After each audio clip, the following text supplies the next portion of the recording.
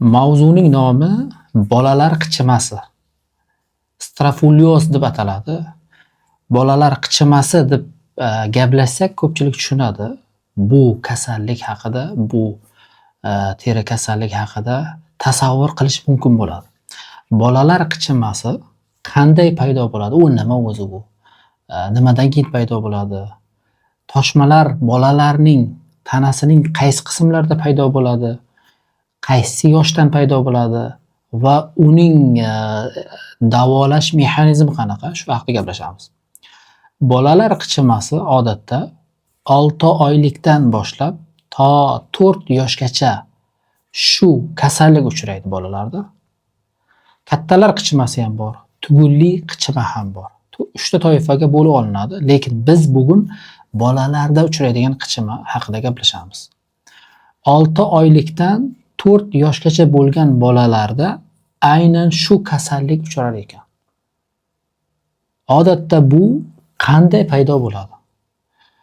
Buning keltirib chiqaradigan sabablar nima? Bolalarda uchraydigan ekzema kasalligining sabablari bilan bir xil bo'ladi. Ya'ni agar otasida yoki onasida bo'lsa, demak bolalarda ham shu qichima kasalligi bo'ladi. Yoki bola ona suti bilan emas, sun'iy oziqlantirish yo'li bilan katta qilinsa, shu kasallik uchrashi mumkin ekan. Yoki yana bitta sabablar, 6 oylikdan keyin odatda qo'shimcha ovqatga o'tiladi bolada. Mumkin bo'lmagan aynan tuxum, e'tibor beraylik, ota-onalar e'tibor berish bo'lgan mahsulot tuxumning oqi aynan va shirinlik. Shirinlikdan mana shu bolalar qichimasi yuzaga kelar ekan. Qanday paydo bo'ladi bu? Xuddi eshak yemi kasalligida toshadigan qavarchiqli toshma elementi bor. Terimizdan ko'tarilib turadi, qavarchiqli toshmalar paydo bo'ladi birdan.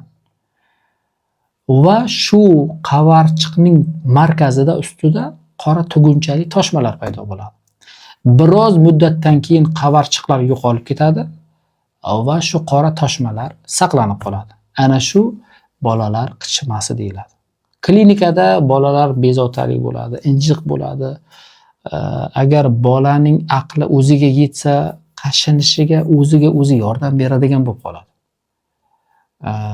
Aynan qayerda ko'proq uchraydi? Bilib olamiz, ota-onalar shundan ham bilib olsa bo'ladi. Demak, bu kasallik bunaqa. Qo'l va oyoqlarning yoziluvchi sohalarida, ya'ni yoziluvchi sohalarda va orqa dumbalarda ko'proq uchraydi. Endi bu kasallik bolalar qichimasi, masalan, aytdik, tepada sabablarini aytdik, keltirib chiqaradigan sabablar, qanday rivojlanishini aytdik, parhez qoidalari, qo'shimcha sun'iy oziqlantirish yo'li orqali ham shu kasallik bo'lib qolishi mumkin. Yana bitta eng muhim sabab chaqaloqlikda uchraydigan diatez kasalligi bor. Oksidativniy kataralniy diatez. Yuzlarda toshadi aynan, ko'p bo'ladi. Shuni yuzaki to'liq emas va oxirigacha davolanmaslikning hisobiga ham bolalar qichimasi yuzaga kelishi mumkin. Shuning uchun bolalarda chaqaloqlik paytlarida shunday toshmalar toshdimi, albatta qon tahlillar orqali analiz qilib, tahlil qilib, uning sabablarini aniqlashtirib olib, hattoki diatez bo'lsa, oxirigacha to'laligicha davolash kerak. Aks holda mana shunday strafulyoz, ya'ni bolalar qichimasi kasalligiga o'tib ketishi mumkin ekan. Davo mexanizmi oddiy, davolash oddiy. Keltirib chiqaradigan sabablarni aniqlaymiz. Ya'ni agar ovqatdan bo'lsa, o'sha tepada aytganimdek, shirinliklardan cheklash kerak va tuxum bermay turish kerak. Aynan tuxum shu bolalar qichimasini kelib chiqishiga asosiy omil hisoblanar ekan, asosiy allergen hisoblanar ekan. Keltirib chiqaradigan sabablarni aniqlash kerak birinchi navbatda va ularni bartaraf etish kerak. Bolalarda antigistamin preparatlar, albatta birinchi va ikkinchi avlod antigistamin preparatlari yaxshi samara beradi, naf beradi. To'g'ri, sal sedativ xususiyatga ega, uyqu chaqiradi, lekin uning samaradorligi bolaga barqaror naf samara berishi mumkin. Aynan birinchi va ikkinchi avlod antigistamin preparatlarini berishimiz bilan birga jigarning faoliyatini yaxshilashimiz kerak. Chunki birinchi va ikkinchi antigistamin preparatlar, ya'ni qichishga qarshi, allergiyaga qarshi preparatlar jigarda to'planadi. Jigarda kumulyatsiya bo'ladi. Biz jigar preparatlar bilan birga bersak, shunda jigarimiz yaxshi ishlashda davom etaveradi. Ikkinchi, geposensibilizatsiya, kalsiy xlor, ayniqsa kalsiy glyukonat preparatlar, kalsiy preparatlari. Bu ham shu kasallikni yengishga yordam beradi. Ichakning mikroflorasini tiklash kerak. Probiotiklar berganimiz yaxshi. Paketcha ko'rinishda ko'proq berganimiz yaxshi, chunki yosh bolalar kapsula ko'rinishda yutish qiyin bo'ladi. Paketchalik, parashoklik, kukunli holatdagi probiotiklarni bersak, ancha maqsadga muvofiq bo'ladi. Tashqi tomondan mahalliy qo'llash. Agar bolalar qichimasida toshmalar namlangan holatda bo'lsa, uni quritib olishimiz kerak. Anilen bo'yoqlari bilan yoki fukarsin ranglisi bilan bu quritib olib, albatta yarim soatdan so'ng yoki 20 minutdan so'ng gormonal mazlardan, tarkibida antibiotik bor bo'lgan mazlardan foydalanganimiz yaxshiroq. Kuniga 2 mahal, ertalab va kechqurun. 7 kundan 10 kun davomida berganimiz yaxshiroq bo'ladi.